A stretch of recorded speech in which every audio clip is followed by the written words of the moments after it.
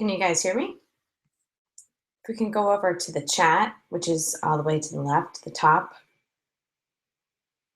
that would be great, because then we can chat in there.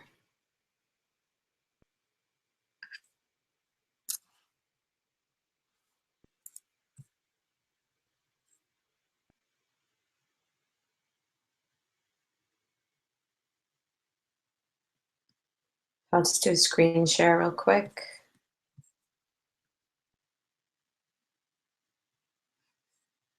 It's kind of crazy, but we want to see this right here, this chat right here. That's what we want to look for.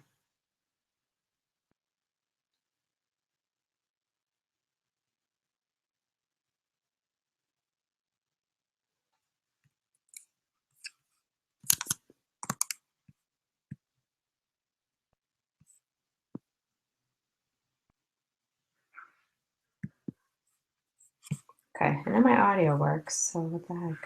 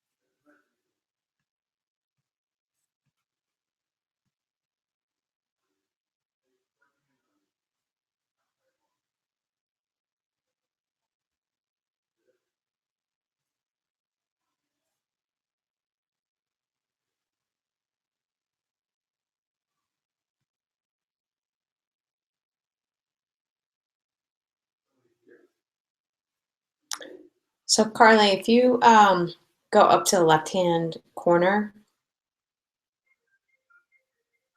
let me screen share again. If you go up to this left-hand corner right here, I don't know, it's almost impossible to see. Yeah, that's not very helpful. So screen sharing.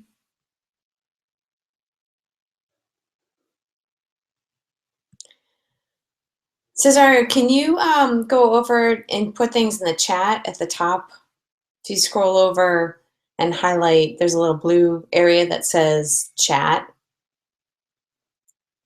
And then we can all chat at least and try to diagnose what the plan is. Yeah, it's not going to show automatically. So Phil, it's not going to show automatically, but if you scroll over and highlight on the left-hand side of the screen, there'll be like a little pop-out box that pops up.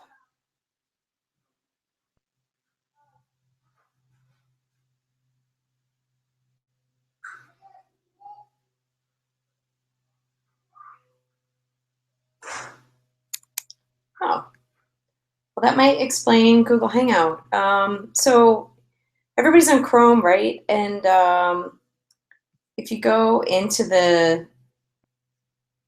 link here, you should have gotten an invitation here. I'll send it again. Message. Connect.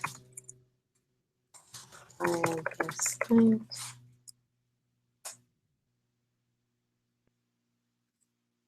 It should give you this.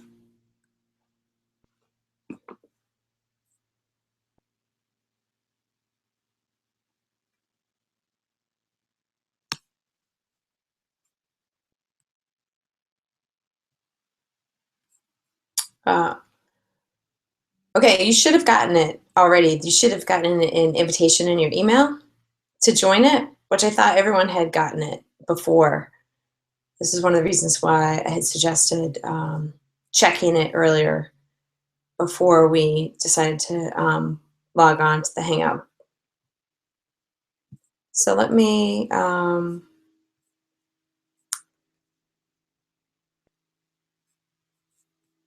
do this.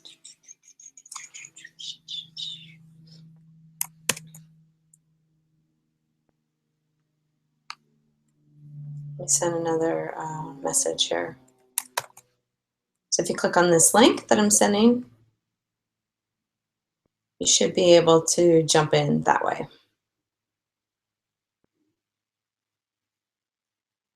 So check your email again.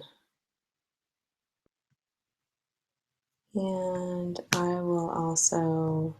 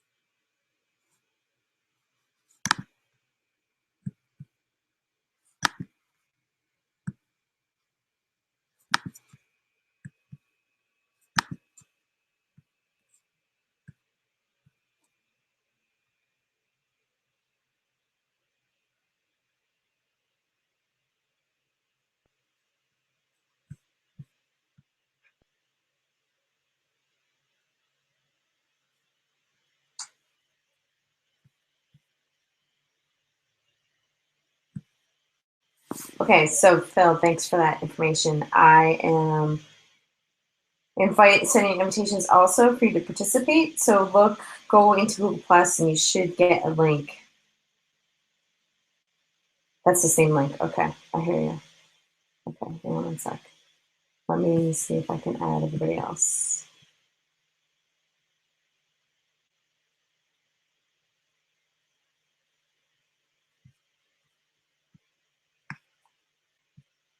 Nice. Oh, yay.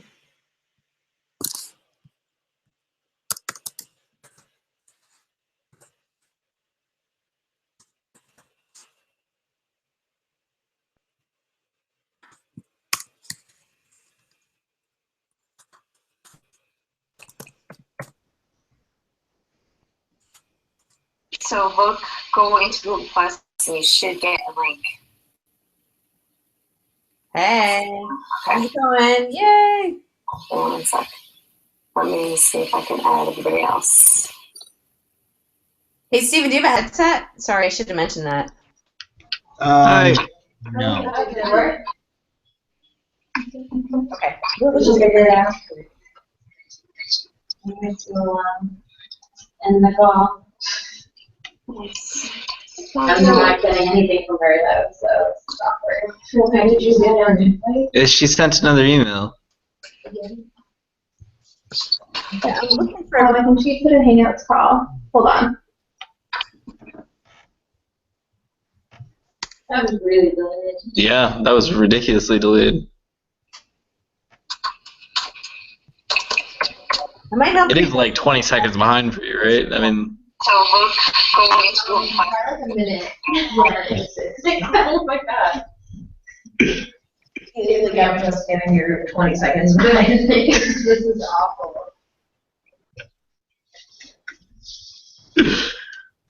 Oh no. She sent a link. Did you click on that one? The link in the email? Yeah. Like to the Google Hangouts? Yeah, I'm on. Wait, now I'm back in sync with everything. I don't know. I'm not though. You not? Yeah, I'm still not. Oh, you have to hit join. Yeah, go join the Hangout thing, but the audio's all messed up. That's the problem. Well,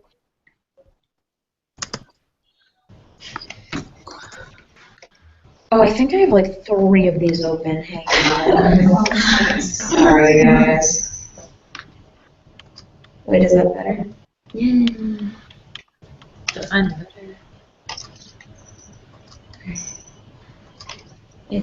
Is it the fact that we're all in a room together? Yeah. Oh, that was insane. Yeah. There we go. After I joined it, like, Yeah. relaxed a little. Huh. Alright. There we go.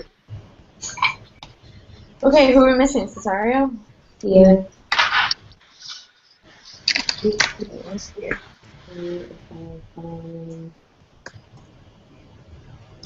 Things are like looping the audio. Is anybody else getting that? What? The audio's like on a loop. So I can like, it's in sync and I can hear it, but then it's still like repeating and repeating and repeating. Oh, you know what? You probably have more than one window open. With the Yeah. Yeah. Is I that had it? like 6 of them open. Probably. And it just kept going.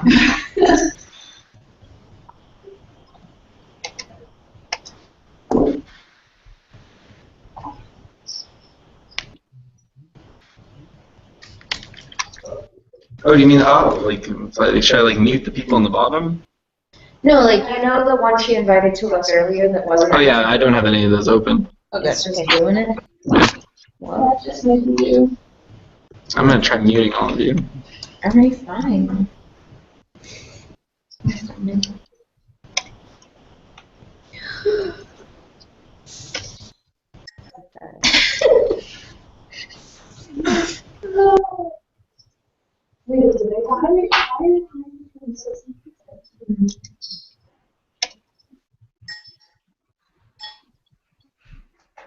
So I think, though, if you mute them, then you won't be able to hear them when they talk, but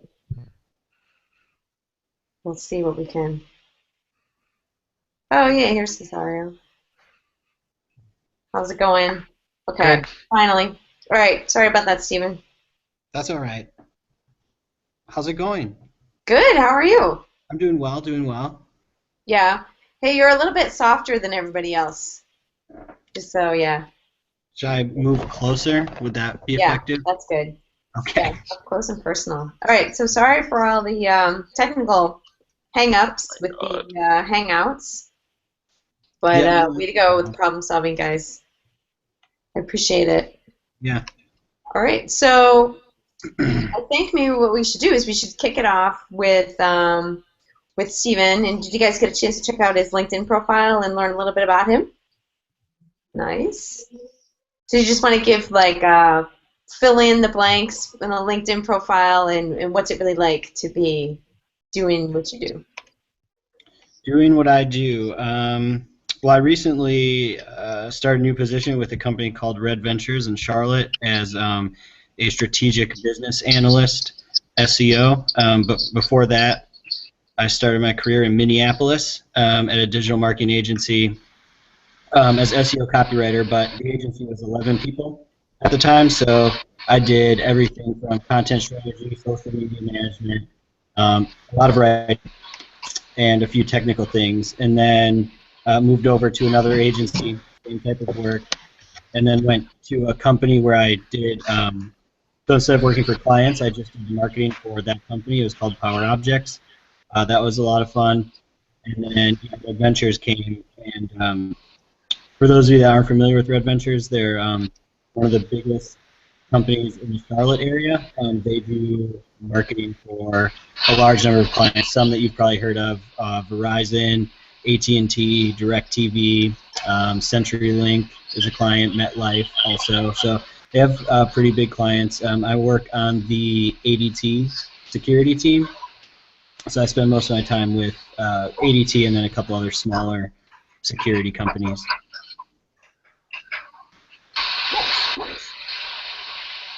So what brought you into that line of work? So, well, yeah, I mean, initially it started out as like I needed a job out of college. So I was a communication major, but I encourage everybody to like think about digital marketing is social media is really hot right now. There are a lot of jobs pretty much everywhere you go, and almost any major can apply to that. So what got me into it was just what I went to school for, and then what made me want to further my career in it was the fact that I was able to, have a wide skill set. Writing content and blog posts is one thing, writing social media messages is one thing, but then also analyzing data behind that and looking to see what works and improving, a client's messaging was a fun challenge.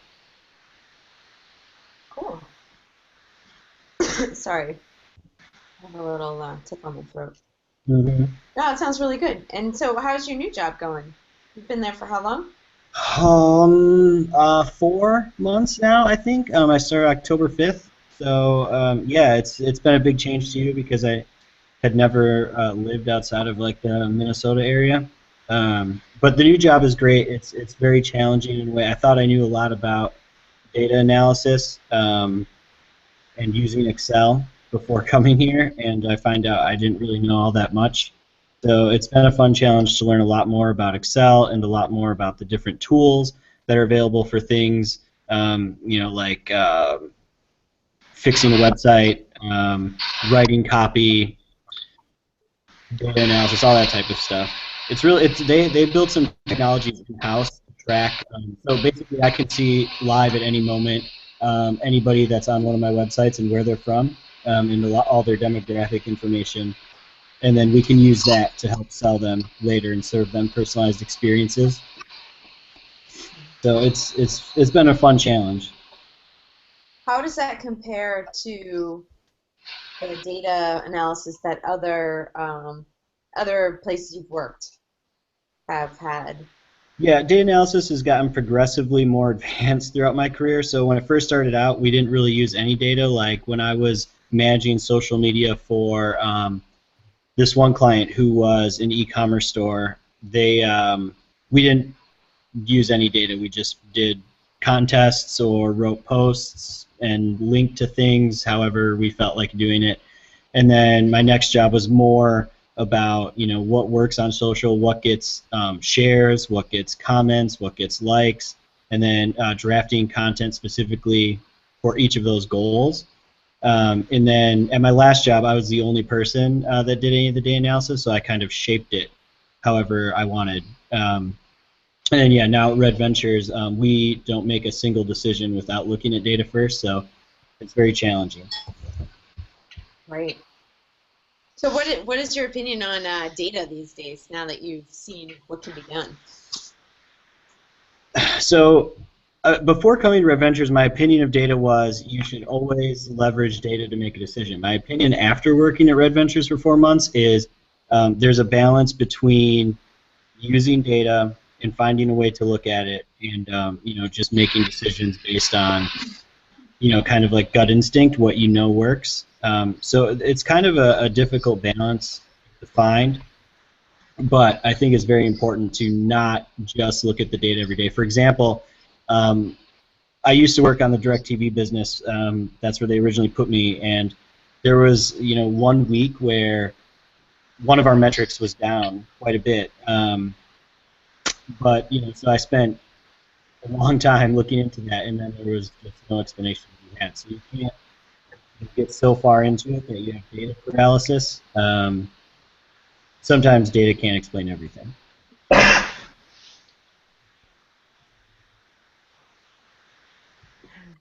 I forgot that I had myself muted. When you say data, what do you mean by that? So any data point around how people interact with your website. So on social media, it can be data as in like how many people viewed your post, how many people clicked on it, likes, shares, comments, all of that type of stuff. And then on a website, it could be how many people visited that website, what pages did they visit, what pages did they click to, did they call or fill out a lead form. Typically, that's what a website is designed to do, to make a sale of some sort. And then even further down funnel from that is once they called or filled out, their lead form, did they take action on whatever you gave them? So that's kind of what I'm talking about when I'm talking about data analysis. You can also like boil it down to a financial number. So one analysis I've done was on social media, if you can show a lift in one of my clients was a college, and so we found out that the more students that were active on the Facebook page for that particular university, they were more likely to retain and not drop out. So that meant, Wow. higher graduation rates and more revenue for the college, and more graduates, more people out in the workforce with college education, all good stuff. So there are ways to correlate pretty much anything. You just have to find a way to discover it and analyze it. Cool. Nice. Hey, can everybody still hear me okay? Because I changed up my audio a little bit. Yeah. Good. So did I understand you correctly when you said that the more students engaged with the university's Facebook page, the more likely they were to not drop out or transfer? Yes, that is what we found to be the case. It was pretty stark difference too. I mean, it was a very, I can't remember. I want to say it was around 50% more likely or something, but I could just be making a percentage at this point. It's been a while. Yeah, cool. Awesome. Does anybody have any questions or any things you'd like to ask Steven? Could be basic, could be advanced, whatever you think. What is this average day like? Why don't you talk about that while everybody kind of thinks about some questions? Yep, average day is, I'll just run you through my schedule. It's pretty similar every day.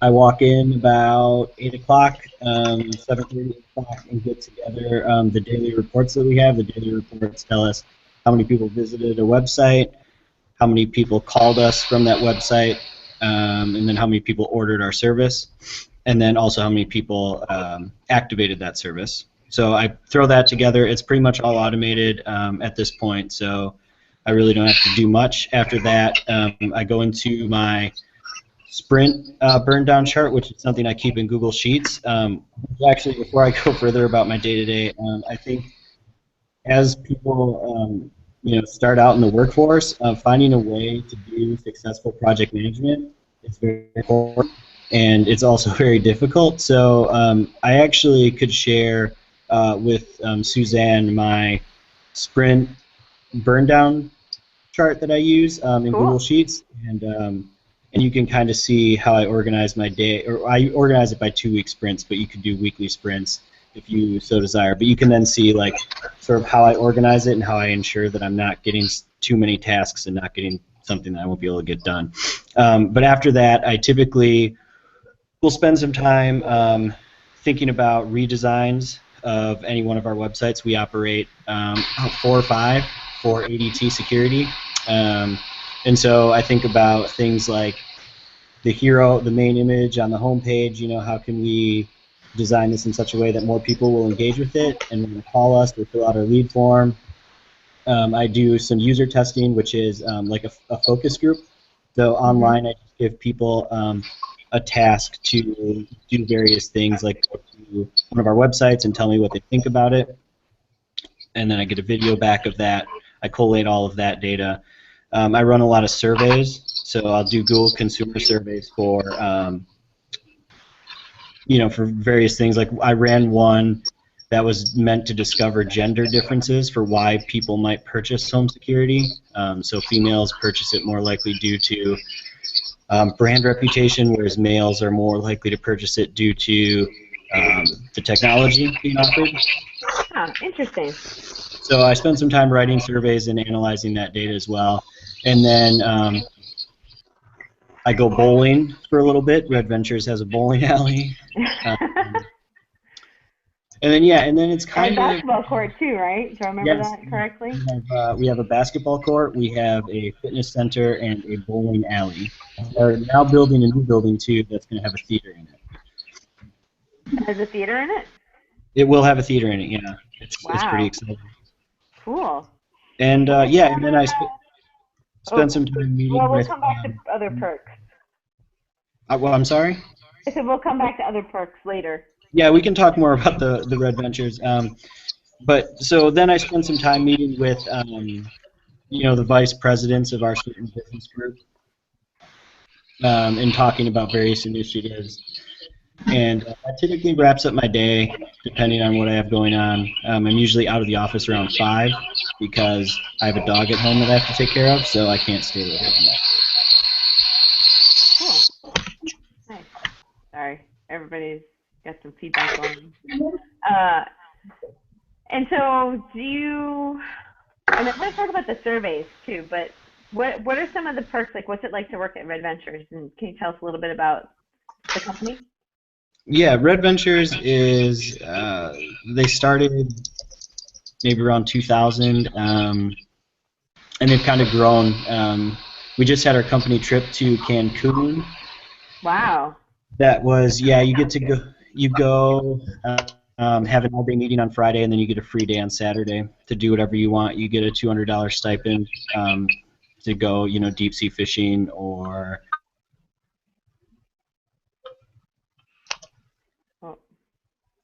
Did that, and then, but some of the perks, there are on-site food options, which is really nice, and they subsidize the meals, so you get a full meal, for $4, which is pretty good. And then also in terms of the work, like for new people out of college, they actually hire a lot of new people right out of college, and the reason for that is Red Ventures is a lot more data-driven than other companies, so it's easier to teach somebody straight out of college how to do that than it is to teach somebody with, some years of experience. I got lucky where I had 2 years of experience, and still thought I was valuable. So they do hire a lot of college graduates into various programs. So they don't care necessarily what somebody's major is, as long as they show interest in potentially learning about, SEO analysts, what I do. We have paid search, we have creatives, writers and designers. We have pretty much everything from a marketing perspective that you would need to do for a client. So that's Red Ventures. They hire out a lot of college kids every summer. They have an internship program where over the summer they will pay for housing for that person. I don't think the internship is actually paid, but free housing is still pretty good. That's not bad, and you get a lot of business experience. I would say I probably have more business experience in my 4 months of Red Ventures than I did, for the most of my career. So it's a pretty powerful place, and it's exciting to work there. I'd encourage anybody to take a look and see if you're interested in internship or even potentially working there in the future. But of course, you'd have to come to Charlotte. Then that's where their office is. So. How is Charlotte treating you? Oh, Charlotte's great. I love the city. Yeah, it's we had a snowstorm the other day, and we got about 4 inches maybe, and it shut the city down for about a week. So that was very amusing. So it hasn't changed all that much. 'Cause No, I hasn't. went to grad school at USC in Columbia, and Oh yeah. I think we only got like a dusting of snow, so it wasn't too bad, and things like it melted right away. But people pretty much panicked and went to the grocery Yes. store and like bought all the bread and all that. Yeah, I know. Yeah, the eve of the snowstorm, everything was sold out, like bread-wise. It was crazy. I've never seen anything like that. Well, but you're from Michigan, right? Minnesota, yeah, but Minnesota. Okay, pretty sorry. close. Rather, MI Midwest state. Yes. So what would it take to shut down Minneapolis? How much Oh snow? my God, Minneapolis doesn't shut down. Although they did just get a historic snowstorm and places closed early. They did not shut down. They closed. That seems reasonable, though. Yeah. Get people home if they can. I think they got about a Cool. foot of snow in a day, something like that. Yeah. Wow, that's a lot. We're supposed to get snow tomorrow, right, guys? Yeah, snow from you like think 1 a.m. to 3 a.m. 4 to 8 inches, I think. Oh, so is it supposed to start tonight or tomorrow night? Tomorrow at 1 a.m. So basically. Oh, okay. All right, so Friday at 1 a.m. Yeah. Do you think school will be canceled tomorrow? Hopefully. We'll have to see, I guess. Cool. Good. Yeah, so I'm really curious. And does anybody have any questions that they want to jump in with? No, not yet. Okay. I'm really curious about surveys and, what types of questions you ask in the surveys and how are they structured? So it depends on the survey platform I'm using. Typically, I use Google Consumer Surveys just because it's so easy to use, but you can't do a lot of powerful stuff. So I'd use something like SurveyMonkey to do a more in-depth survey, but Google Consumer Survey is good. It's a platform. It's not free, no. It costs money. So it costs anywhere from $1 to $3 per response. But I did just use it. Well, I've used it a couple times, but the first time was to get more general insights about the people buying home security, kind of build out a demographic. But the one thing, because we can't have social media presences, we don't manage those for our clients, so I wasn't able to do this. But previously, I've used paid social advertising to do this, where you just build out a message and then put $10 behind it, and then you get all kinds of impression and click data around, age of people, location, gender, interest, all of that stuff, and you can refine from there. So paid social media is a really easy way to do it, but if you want to do something more in depth, like the questions I ask and the answers have to be structured in a way that is very thoughtful and not leading someone to an answer, and then also the wording of the answer has to be very clear too. So for example, I had to ask some people, what is the number one consideration for purchasing home security? And one thing I wanted to know was how the technology played a part in that. So I went back and forth about revolutionary technology being a potential answer, or cutting edge technology, or just cutting technology. Because they all kind of mean slightly different things if you think about how somebody could interpret those. I don't remember what I went with it anymore, but I definitely wasn't technology. I think it was revolutionary technology. The Google Consumer Surveys allow you to have up to 10 questions, I think, and you do things like single answer, multiple choice. You can have them rank certain choices. You can allow them to select multiples, but that's pretty much it. Those are the only ones. And then SurveyMonkey allows you to do branching logic. So if I ask a question, for example, are you male or female? That's an easy one. And they say male, I can give them a different set of questions. And if they said female, I could give them, different sets of questions from that. So SurveyMonkey is pretty powerful. That's also not free. It's probably, I think, the same cost as Google Consumer Surveys, though. I haven't run one in a while. So it would be a matter of recruiting a general demographic population, right? So you don't want to have surveying in your own list. Yeah, Google Consumer Survey actually, I meant to mention this and then I spaced it out. Has a they have a network of publishers that put these surveys on their site to gate content.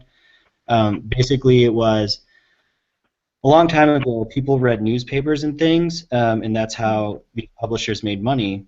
And then Google came along and the internet, and then all of a sudden they weren't making money from this stuff anymore because they could find it online for free. And so Google didn't want these places to put a paywall up from their content. So for example, like if somebody went to their website, they might have a pop-up that says like, you know, subscribe, and then you can read it, because then Google's crawlers can't get to it and they wouldn't be able to find it on the web. So the compromise is put a survey on your website. We'll pay you part of what we charge for each completed survey, and then you can still make money off of your content. So it just goes out to a network of publishers. There's a wide array of websites that use it, news, entertainment, gossip, anything you could think of. And then for SurveyMonkey, they also have a panel that you can buy.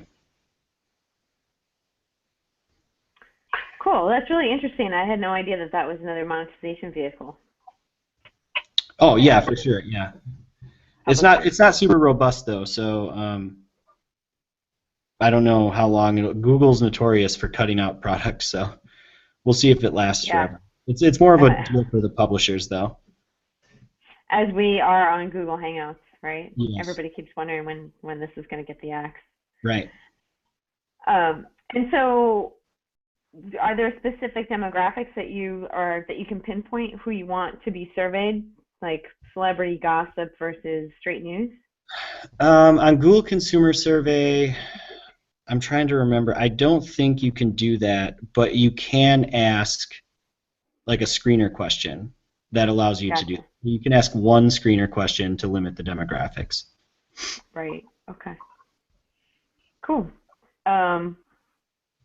Okay, and then hey, so I'm just curious, how did you end up you got recruited by Red Ventures, yeah, or no? How did that work out? Yes, I did. Yeah, you remember because you know, Suzanne and I met at Search Love in Boston a little less than a year ago, and Red Ventures actually presented there, and I was really impressed with their presentation at the time, and I said I really want to work there, but my wife and I were, you know, settled in Minneapolis, so I didn't really look into it. And then yeah, about 4 months after that, a recruiter randomly reached out to me on LinkedIn, which is usually how these things go. Cool. And then how is it working in terms of like salary leap? Because when you change jobs, normally the money talks, right? So yes, the money talks. What's the big draw? Yeah, so Red Ventures was the job. I was pretty satisfied at my last role, but Red Ventures was, I mean, you know, basketball court, bowling alley, all that stuff. But yeah, ever since I started my career, I've always been of the mind of, and I'm a little bit controversial, I guess, this way. I don't feel like I necessarily owe it to my employer to, you know, stick around. I feel more like I'm very happy and thank you so much for giving me this experience, but now my experience in the first few years of my career is, you know, super powerful, and typically employers, from what I found, haven't been willing to pay me, you know, like how much I'm actually worth given the experience I'm accumulating super quickly. So every time I've made a move, it's been for a significant salary bump, and now, you know, I'm 3 years in or so, and oh gosh, yeah, about 3 years in, and I've over doubled my salary since I started salary. So that's definitely the motivating factor, and it's definitely because I've been willing to make jumps. You know, it doesn't matter to me if I've been at a place for under a year or not, as long as there's no contractual obligations and something like that. But salary goes a long way. So Red Ventures, you know, obviously paid me more than my last job, so they won. And did they pay for you to move and all that stuff too? They did, yeah. They paid. They gave me a nice, relocation bonus. Cool. So let me know if I understand correctly that when you took a job, you learned a lot, but you don't renegotiate your salary just because you know more. Pretty much, yeah. I mean, I found like with my first job, I was at an agency of 11 people. So I learned content marketing, I learned social media marketing, I learned SEO, I learned a little bit of paid search, and that stuff is super in demand right now. So you can find a lot of jobs for that. So other places are willing to pay you a little bit more if you have some experience. They don't have to hire somebody right out of college. Except for Red Venture. Red Ventures is strange in that regard, where they hire almost exclusively college graduates. But other places I found where, yeah, they're more than willing to pay you more than what your current job was. I tried to negotiate my salary each time I took a jump, but they were never able to get close to the increase that was being offered otherwise. And that's an important strategy, right? If you're getting recruited and then you're thinking, well, this job looks really appealing and they're offering a lot more money, to go back to your current employer and say, hey, I have this opportunity. I want to talk to you to use the opportunity to revisit my salary. Yeah, and you can't be afraid to do that either. I remember the first time I did that, I was so scared. I was like, oh my gosh, these people are going to, like fire me on the spot or something. They're going to be so mad at me. But it's a business, and I'm worth more money, so we can have that conversation. However, I will say it's important to also frame up your conversation appropriately, talking about, the things that you've learned and why another employer might be willing to pay you more money, rather than just saying they're willing to pay you more money. Right. I think that's important to frame the conversation as a business/career advancement decision based on your skills, not necessarily about I just deserve more money because I've been here a long time. Right. Cool. Yeah. So, Aman, any questions? Somebody's got to have something. Cesario, you usually have something cooking up. Put you on the hot spot. Wait, I gotta unmute you now.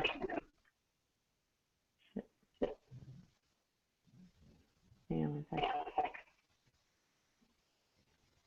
All right. Can you hear me now? Yeah. Sorry. I had you I muted. just found what you said earlier about how it's like a balance between your gut instinct and the data itself. Can you talk maybe one example, like where the data said one thing, but you had to put into context what you knew outside of the data, where the data wasn't smart enough to realize something that you knew was true? Sure, yeah. Rick, the CEO of Red Venture, says this all the time. He says, don't win by losing, and what he means is when you're at a company or you build up some expectations, you can just do the same thing over and over, and it'll tell you you're winning, but the world is constantly changing. So, so one example would be with Red Ventures. They have historically done something on their websites. Their websites are mostly designed to drive calls right away from people who are on the website. So they've typically done, things like, pop-up chat modals, maybe one or two sometimes, and then also urgency banners on the top of the website that say, you have a phone number and it says, we're only open for another, 2 hours or whatever, call now. That type of stuff, and that's a little bit spammy, right? So I think we could all agree that if you go on a website like that, you're going to think that it's probably a little bit of a spam. So, and that's just because the way the web has been evolving. So with Red Ventures, we have to find a way to acknowledge that it works. It drives a lot of calls, which is what we want. Well, we want sales ultimately, but to get sales, you need calls. It drives a lot of calls, but the sacrifice is, are we not building a good brand reputation? Are we, just driving the wrong kind of calls? So, so if you look deeper into it, you can make the gut instinct that people who are going to call that quickly typically probably are a little bit more impulsive, so they're less likely to activate their service. They're less likely to follow through on their commitments. So that's one where the data would say, put 1 million pop-ups on your web page and somebody will talk to you. But in reality, it just doesn't cross over that well.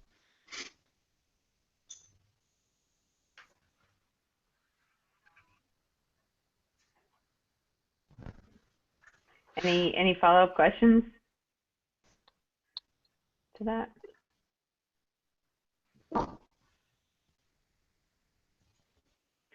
So what I think is interesting and what's a little bit different at Red Ventures is that you guys are an agency, in essence, like a huge agency that you take care of everything from the website to the social media to the SEO to the call center. Is that right? Yes, that's right. Yep. So we have web properties that we manage, and then we drive calls into our call center and sell the service on behalf of the clients. Mostly, it's a little bit different on security. We have a partner call center, but yeah, we manage everything for them. So, for example, does ADT have their own call center also? They do. Yep. So they have their own, and then they've got us. We take some ADT calls, and then there's another company, another call center that they also send calls to. So there's 3 ADT call centers. So if you ever order ADT service, you might be calling Red Ventures, you might be calling ADT, or you might be calling a company called Gaylord. Interesting how this all works, right? When you're trying to order something or set up some type of service. And does Red Ventures pretty much stick with like cable, home services type things, or is it all over the board? It's all over the board. So actually, this is a little bit of inside information. It's not too inside. It's been public. Oh wait, hey, we're live, right? Like other people can see this, right? It's gonna go on YouTube. Yeah. No, it's okay. It's been for it was announced on the Cancun trip. Okay. But Red Ventures has their traditional clients like ADT Security, DirecTV, anything that's like a telco. So internet, cell phone, or not internet, not cell phone, internet, energy, satellite TV, and then security. And they were traditionally under a banner called RV Home, and now they've spun off into their own company called, this very original, is called RV, a Red Ventures company. So there you go. And then we do have other clients and other businesses. We've got like some insurance clients, MetLife, State Farm, Nationwide, and then we also have some other ones. We're getting into e-commerce now with Gilt. And we're in movers, so those, if you ever move and you get a coupon booklet or something, that we're partnered with people who do that. But I'm not on any of those businesses, so I can't speak to what they do and how it's different from us, but I know it's different enough to where our core business model has spun off into its own side company. Cool. So can you talk a little bit about SEO, because we've been talking about SEO in a pretty general way, but I'm just curious to get your take on, what you find is working, what you think is important about SEO.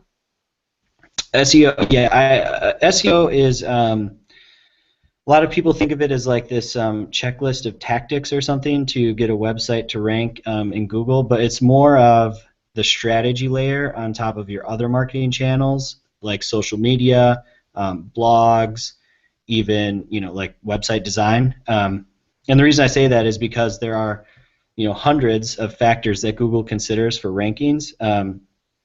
So it's important as an SEO to understand how to create quality content, how to write content that's quality, also how to design things in a way that's going to engage users and encourage them to take an action on a website or read longer. But then some of the external factors that are important, getting links to your website or content is still very important. Some SEOs will tell you it's not important. Some SEOs will tell you it is important. But if you look at any data anywhere, it's pretty convincing that they're still important. So that's when one website links to yours. So in the SEO world, we have an outreach team where we look for brand mentions or just different news publications that might be covering one of our clients and ask them to put a link into our homepage or pricing and packaging page. Or if we build a cool resource, we just built a resource that is the top 50 safest cities in America. And we can reach out to each one of those cities and say, look, you're featured in this cool thing. And we use the FBI crime data for that. And then, they're all proud of it. So they'll link to it, and then that helps your website. But then also understanding how to write content for people and search engines. It's a little bit different. It used to be back in the day where you would just do keyword stuffing, and you would pick a keyword and then repeat that keyword 100 times in your copy. But now it's more about something called relevant terms and proof terms, and those are things like secondary terms. So for example, like Google might be your main term, and a relevant term might be search, and a proof term might be something like Hangouts, something like that. So there's a tool that allows you to figure out if semantically your writing is related enough for Google to consider authoritative. And then third, I think is important, is social sharing and social metrics. Now, they don't directly impact search ranking. So if you, for example, had a great piece of content that was written well, it didn't have any links, but it had 100 shares on Facebook, it still wouldn't rank well probably in Google. But if you do have links and you get a bunch of social shares, it's a validation that your links are actually valuable. And the other thing that social allows you to do is it's a very cost-effective way to just kind of more effectively figure out all of the other pieces of your strategy. So if you put a little bit of paid money behind social, you can test things like images, you can test headlines, you can test copy, and then you can use that to inform the design on your page, which, if you remember, I mentioned design is something that SEOs have to be concerned about.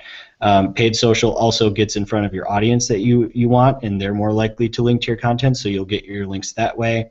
And so that's one of the efficient ways, I think, to be effective at SEO. You have to know how to write the content, you have to know how to create the content, and understand what your audience wants, but then to actually get it to perform well, just like make a Facebook message or a Facebook post, put $25 behind it. Although I should say, Facebook doesn't work for every business. I have had businesses in the past that LinkedIn was more effective, or Twitter.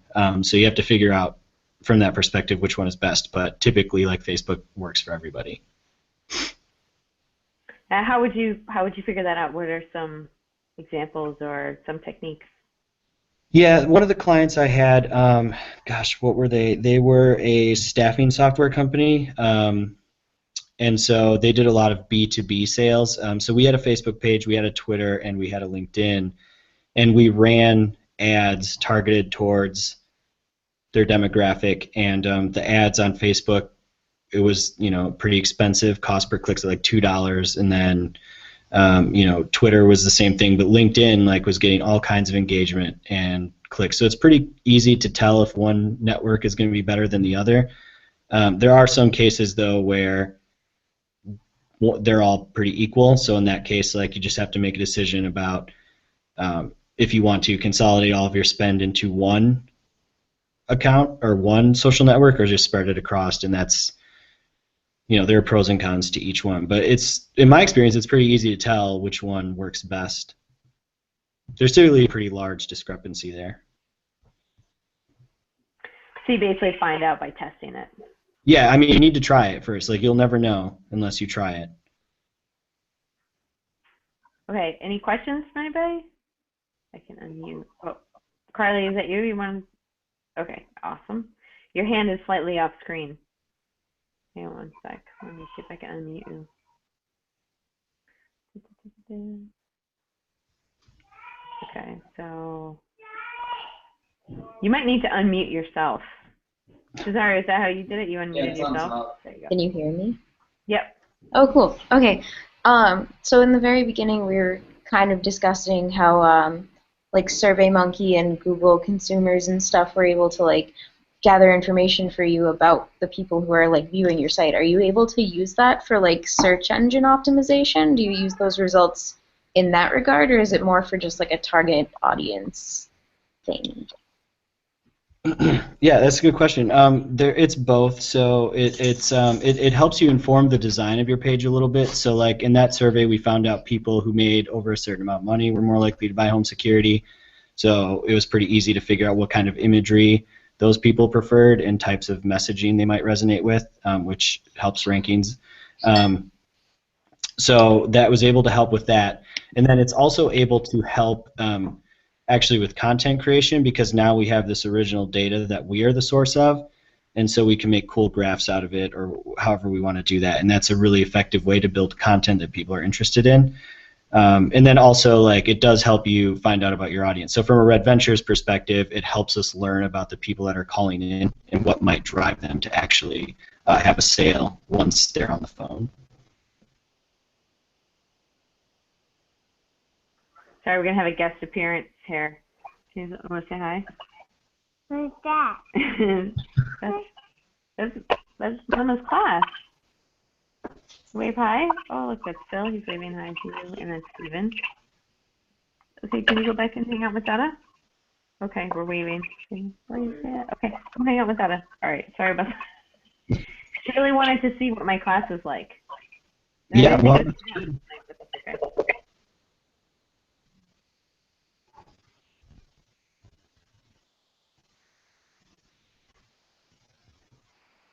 Okay. So, all right, is now a good time? Is now a good time to mention that participation, that your grade reflects participation. So, if any questions, because I think we should probably let Steven go pretty soon.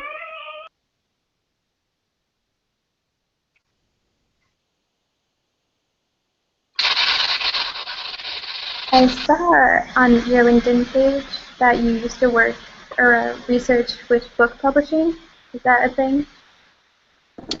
Yeah, that was, wow, you really went deep into my, yeah, so that was something that I was able to do in college. It probably actually sparked my whole interest in like just researching and understanding people, but how it worked was a professor who became a good friend of mine came up with a project that they paid me to do, and it was study how book publishers can effectively use social media.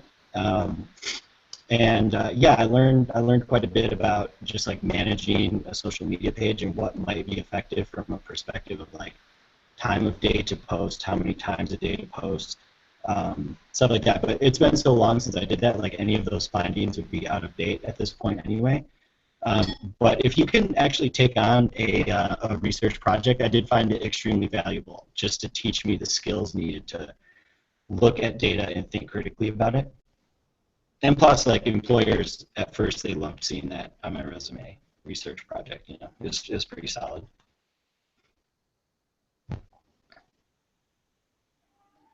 Okay, next question. Anyone? Oh, okay, Phil. Go ahead and unmute yourself. There you go. Where do you see, how do you see SEOs evolving over the next couple of years? Good question. So there's, oh man, it's tough. I kind of think like it depends on the SEO you're talking about, because there are still a lot of SEOs that cling to the things that have worked in the past, like building a lot of links without, you know, worrying about quality, or, you know, just building content that might not be quality.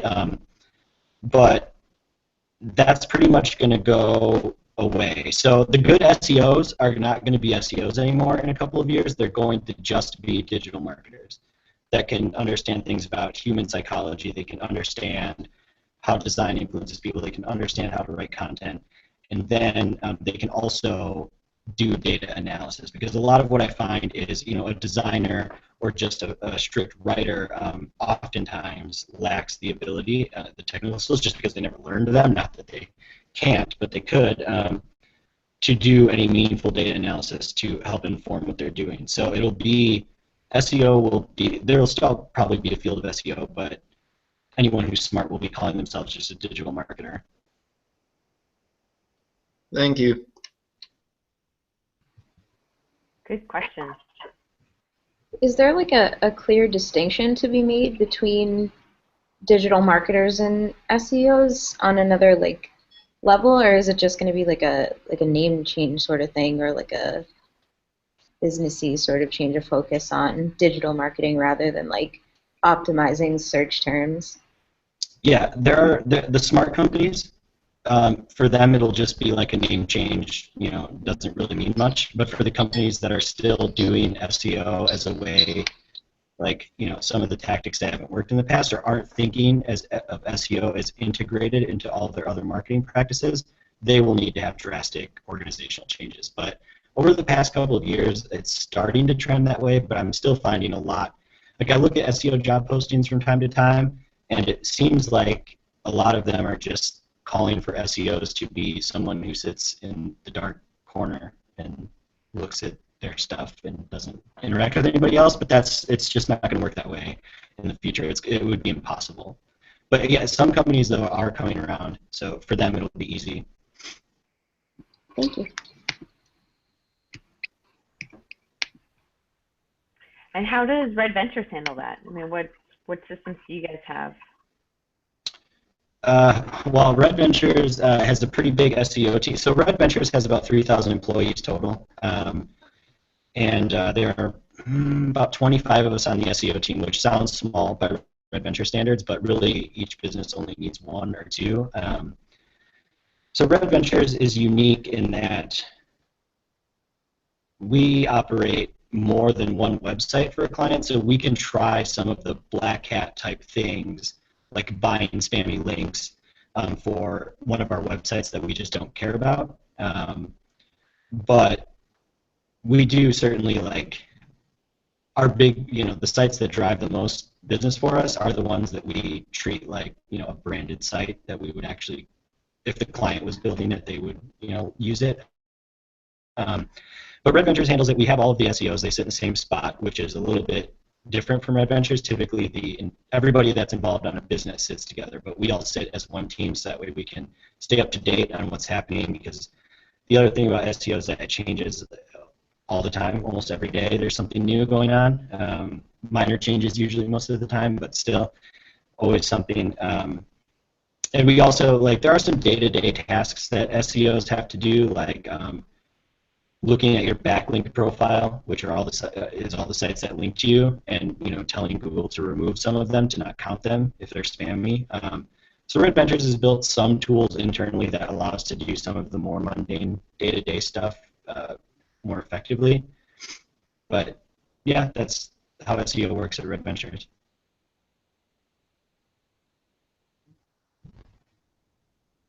Okay. Last couple questions. Anyone? All right. So we did a whole Google Hangout on what advice you have for. These guys are, except for Megan, are English majors. Megan's visual communications with English minor. So they're all very focused on writing and those components. So I was wondering if you have any specific advice for them. I do, yeah. Well, actually, I started college as an English major. That was fun. It was pretty good. I switched over to communication because I felt like it was a little more broad. But what I've seen, I have some good friends that were English majors. I just encourage you to think a little bit about the industry that you want to go into. The thing about English majors is that they can pretty much go anywhere into any type of business. So my advice would be to find a place where you could get a lot of experience quickly. So for English majors, go work at a marketing agency of some kind, or even to a lesser extent, like some sort of publishing house could do this as well, depending on what you want to go into. But you want to work for something that's a fast-paced initially, because I feel like that's the fastest way to gain the experience that you need to get your next role and your next promotion. But yeah, for English majors, I think there's two tracks. There's go to a marketing or a PR agency, and of course I think this because I did it. But I've seen it be effective for people and they enjoy it. But the other one that I think of is publishing, because I know some people that have gone into that world as well, and they love it and they think it's fantastic. But just be open-minded about the different industries you can work in, and just remember that your first job is not your last, and There's also this idea, I don't know if any of you guys have it, but I've heard it quite a bit from people. I went and talked to my old university. I heard this quite a bit was, my first job, like I don't want it to suck because I'll have to be there for a year or whatever. That's not true. You can be at your first job for as little amount of time as you want before you move on. So just be mindful of that as well when you're thinking about your first job. In terms of experience that you can do, find internships. Do the research project thing like I did. If you can find somebody willing to sponsor that, that is super valuable. And I think I had two or three internships. Look at my LinkedIn and tell me how many I had because I can't remember. But yeah, internships are super valuable. And then LinkedIn is very powerful. It wasn't the best thing for me when I was first starting out, but it shortly after I graduated became super powerful. I haven't actually applied for a job, I don't think, since I got my first one. Typically, recruiters just find me on LinkedIn and we chat through there and then set up interviews and all that stuff. LinkedIn is very powerful for job searches. So how does that process work? They send you a message, or can you walk us through that? Yeah, typically, yeah, they would send me a message on LinkedIn, and depending on the place, they would have, different pitches like, we're looking for SEOs, and you look like you're good at that, and thank you very much for the compliment. And then they tell you more about the role. Typically, what they'll do is they'll send you a very broad pitch that doesn't tell you much about what they're looking for at first. Just, we're looking for someone to do SEO for this company or our company if it's a direct recruiter. And then they'll set up a call with you, and then you'll have to talk about all these things that typically don't really matter because it's just a phone screen. They're just making sure that you're a competent person. And then from there, if you pass all of that stuff, they'll interview you more and you'll go through that process. But typically it starts out as a message. Although I have had some recruiters call me directly off of LinkedIn. They would call my cell. So that's also possible, but it's very rare. Interesting, but typically that would happen after you've had your first job. So recruiters started contacting you not right out of school. Not right out of school, but it was shortly after, though, I'd started at Top Rank. It was I started at Top Rank in May 2013. And yeah, and recruiters started contacting me shortly after I had started there, that same summer. There's a couple. And last summer there was obviously it's a little bit more experience, but last summer there was maybe 20 or something recruiters that contacted me in 1 week. Obviously none of that worked out except for Adventures, but it happened. And what would you attribute that to? What really stands out in your LinkedIn profile? I don't know. What do you guys should tell me what stands out in my LinkedIn profile. I have no idea. I don't think my LinkedIn profile is particularly strong. I think what it is I've made sure to recognize the skills that were needed in my given positions. So I recognized how important data was, and I made that something that I learned. And now, it's becoming increasingly more important everywhere you go.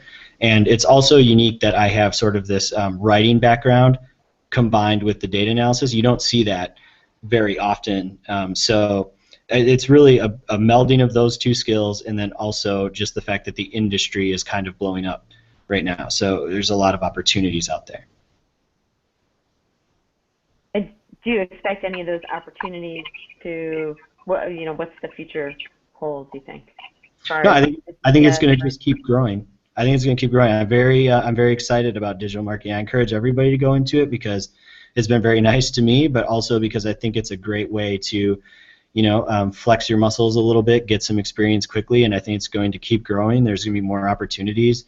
And then the other thing that a lot of people overlook when it comes to digital marketing is once you learn those skills, they're pretty easily transferable to any other company, industry, or type of role that you might want to go into if you want to transition careers. But marketing's pretty broad, so you get to do a lot of stuff. It's pretty exciting time, and yeah, I think it's going to just keep growing. I encourage everybody to try to go into it. Sorry, unmute myself. Okay, cool. So any other questions, anybody?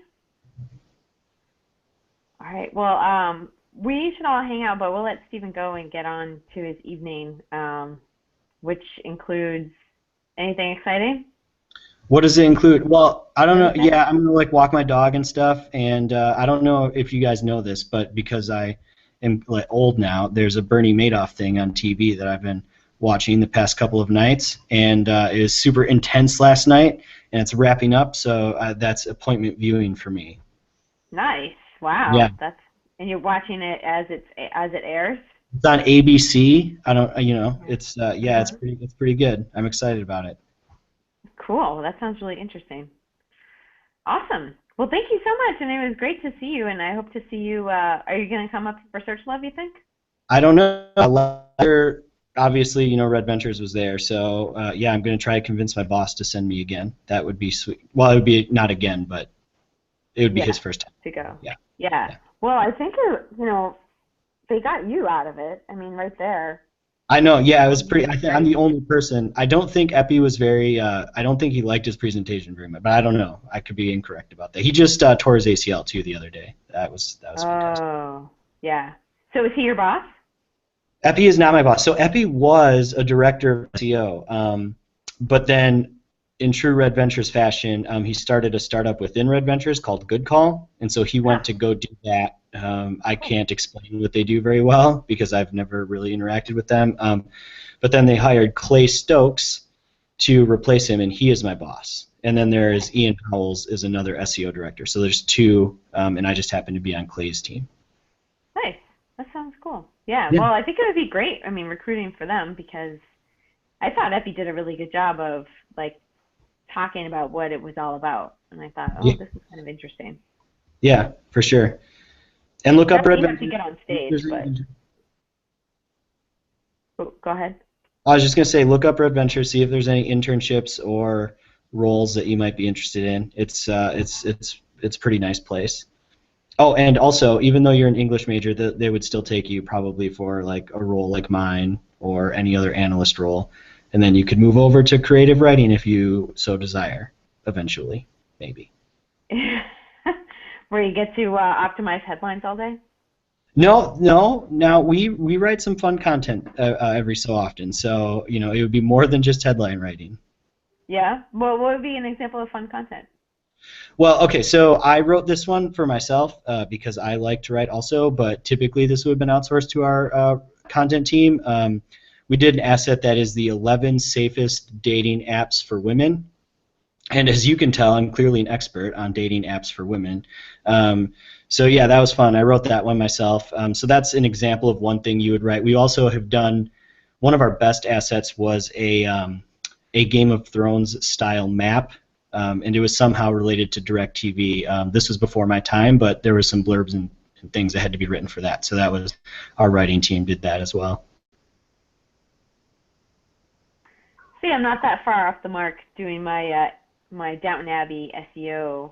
So I have this idea that I should write a blog post about each of the social media channels and compare them to a Downton Abbey character. Yeah, you should. LinkedIn, yeah. That'd be good. Yeah, it's all a matter of time. Yeah.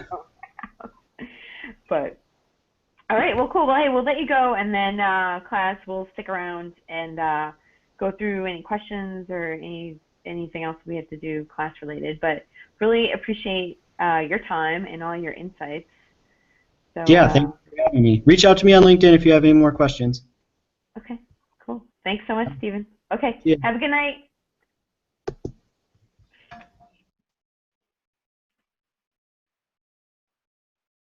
All right, we're all still here, right? Yeah? Okay, good. So go ahead and unmute yourself, but let me know what you think, what types of questions you have that maybe you didn't want to ask. Everyone went dark. Oh, those efficiencies.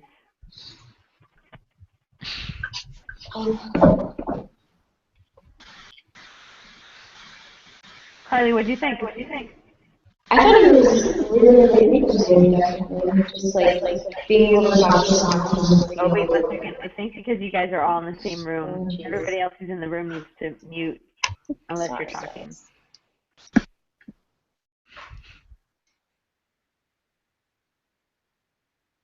from someone in the field, especially hearing that you can move up like into a creative writing field and sort of like not really a field, I guess, but like a creative writing position in a company where the focus seems to be data and like business and analyzing how like social media strategies really and advertising and all that can really help improve other businesses, and the fact that you can just like be contributing your own content in a way that's more creative as an English major is really appealing, because that wouldn't have been my first choice as a job.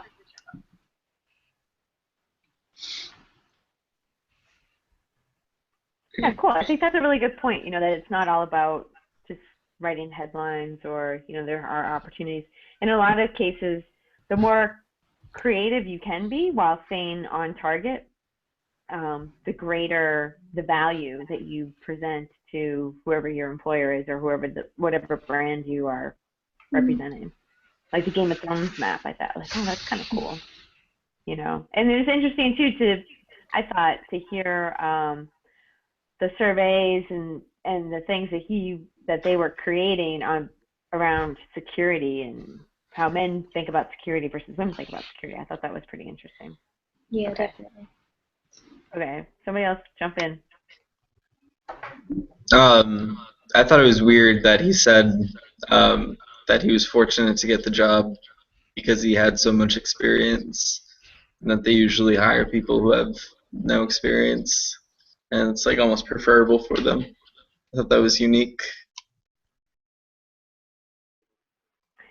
Yeah, I was too, and I didn't realize, because between us, I think, and oh, by the way, this is still being recorded, but I thought that when Adventures presented at the conference or at the First Love conference, that they were really hitting hard on, my electricity here, really hitting hard on recruiting. It seemed to me like they were recruiting, but I would say that most of the people in the room were fairly experienced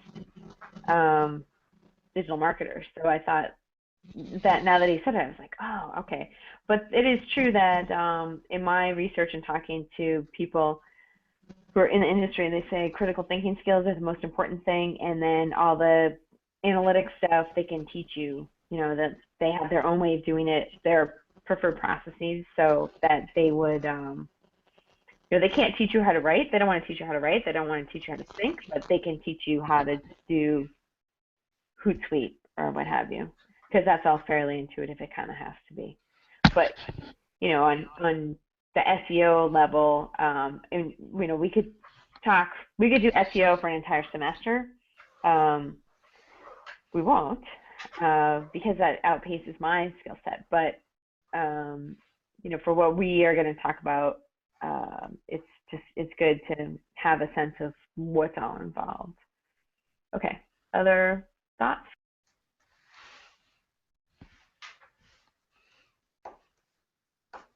What's if everybody could just name off like one particular takeaway, or like Phil said, something that surprised you. Let's start with Brianna, since she's on the Cesaro, go ahead.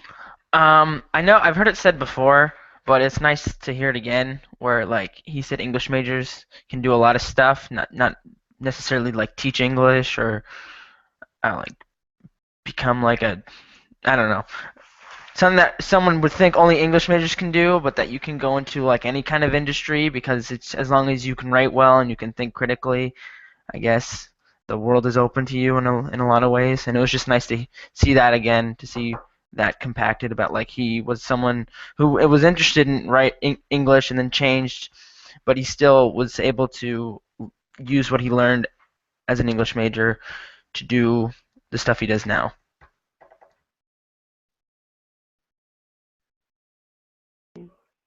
Who's next? Sorry, I forgot to put you up on the big screen. Let's go with Brianna. Thoughts? I was going to say what Cesario just said, because everyone always tells me, oh, well, you're an English major, you're going to be a teacher. When I really want to go into the publishing world, and it was comforting that his two options were marketing or PR or publishing. it's nice to know that those are valid sources. Yeah, and one thing, actually, I'm going to try to get my friend who used to work for Random House in the marketing department to join us on a hangout. And there are a lot of things that you do in publishing, a lot of events, things like that, especially if you're on the marketing side. It's really kind of cool. I went to the big book expo in New York City, and that was really interesting. And just got to like kind of hang out and talk to people because they did it the same time frame as Blog World, which is now New Media Expo. But it was really interesting to talk to those guys. I've always wanted to go to BEA, so that's cool.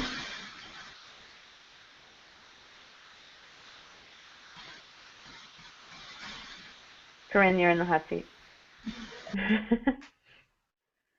What are you thinking? What does it sound like? Oh, I didn't. What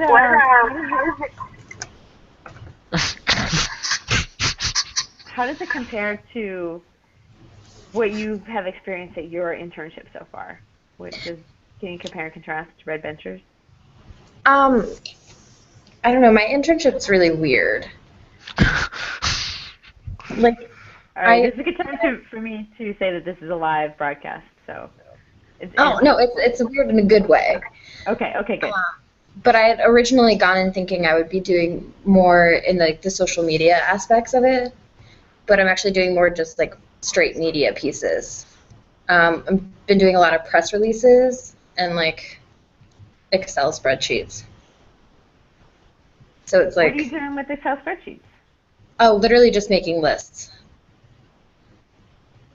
Of like 6 hours worth people. of lists. Yeah. And why are lists important? What value do they bring to the company? Well, the lists that we do are for our clients. So it's lists of homes that are currently on the market, what they're going for, what the people are asking for, and all this stuff for like our realtor clients. So it helps to organize all the information so that they can figure out who's going to take what listings. That's interesting. Yeah. So I imagine that when Stephen said that they do a lot with Excel spreadsheets, you were like, yeah. I literally spent an entire like 7.5-hour shift on Excel. Now, had you worked with Excel before? In a couple of classes, but nothing like, we're just having to go straight down and like across, just entering in stuff. I've made graphs with it before, which is like more fun, but this is just so tedious. So at this point, for what you've done with them, there's not really there's not any good comparison you can make versus what Stephen was talking about? Not yet. And you've just started though, right? I mean, you just started this semester. Yeah, okay. All right, we will turn the warm cushion over to Megan. Thoughts and impressions? I really liked how he talked about how after he was like in his first job, he didn't need to really apply to other places because other companies just found him on LinkedIn based on like the previous work he had done.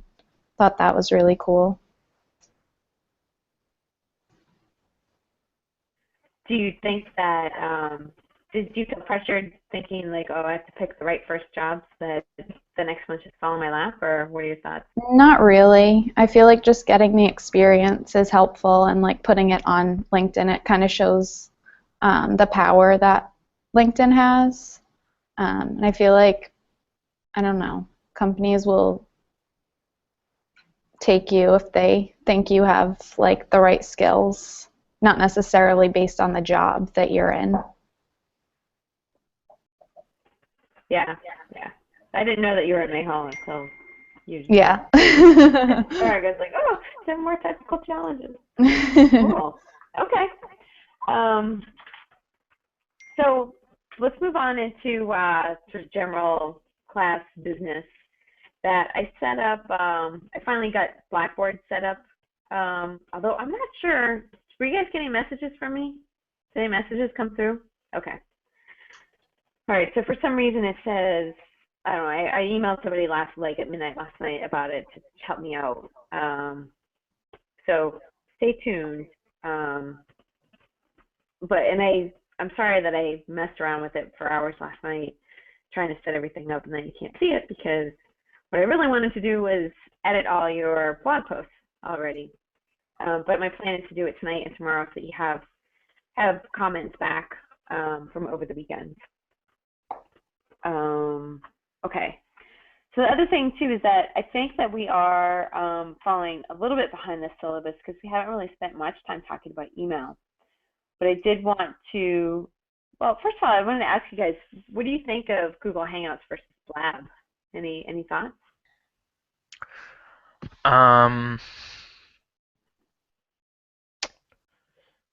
It seems a lot more straightforward in a way.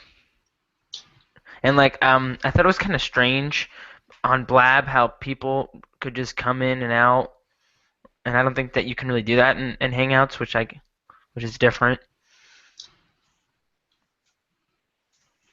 I think you can. Other people could potentially watch, but they would need to be invited in, which is a change from when I was last using Google Hangouts, which admittedly has been a little while. That I think they've changed that so people can't just jump in and crash. But yeah, I also like the communal component of it, which I think could be interesting. But I prefer how you can see everybody across the bottom. It used to be that once you start talking, it would jump up, so you would present. So as soon as I start talking, I would be in the main screen. And it's a little bit clunky trying to change around the presenter, but you do what you can, kind of thing. What else? Who? Any other thoughts?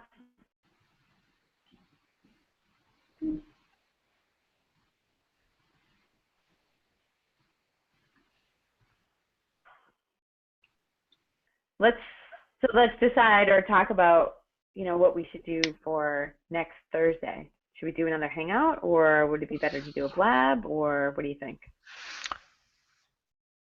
I'm okay with Hangouts. I think it worked a little bit better than the blab once we got the technical stuff out of the way.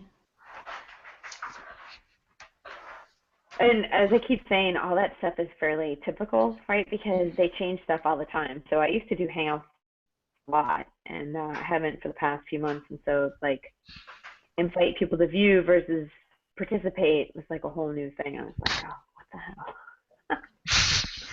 But it's interesting because it used to be, in some ways, it would be more cumbersome. You'd have to download plugins. Did you guys have to do that? Did it prompt you to download plugins? It asked new me app, if it could use the camera, and then that was it. It's worked out a few kinks, but otherwise it's kind of interesting. Okay, all right. So questions about assignments?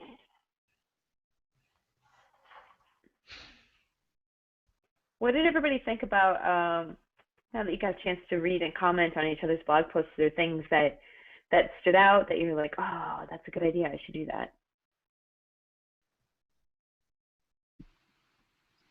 I mean, I definitely going back and looking at other people's blog posts, liked how I was able to see kind of how other people perceive the assignment, because I definitely was writing it as to a more general audience, and I think Brianna's was a little more specific for nonprofit organizations. So I don't know, it's interesting to see that we're kind of focusing in on different things, and that maybe I want to focus mine in and write it more as an article next time rather than in an informational post that wasn't as formal, I guess. I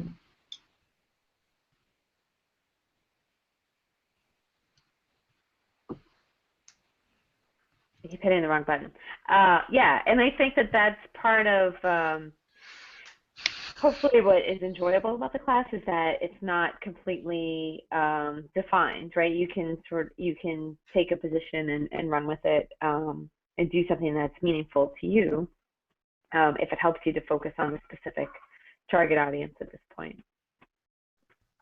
Anybody else?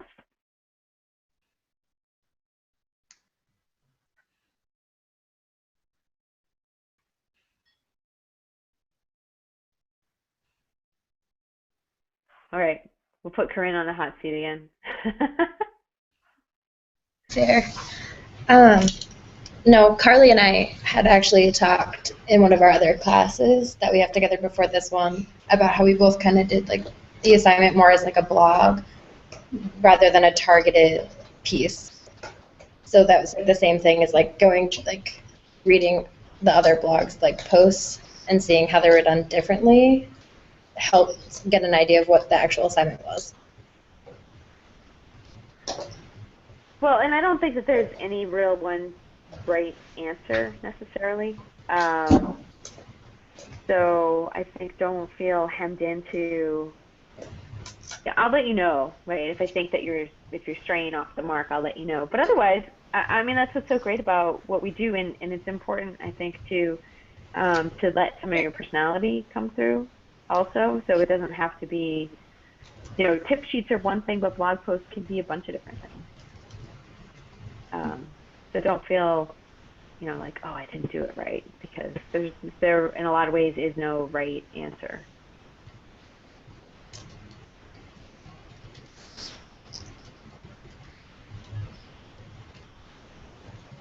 Okay, let's jump over to Megan. Megan, what do you think so far?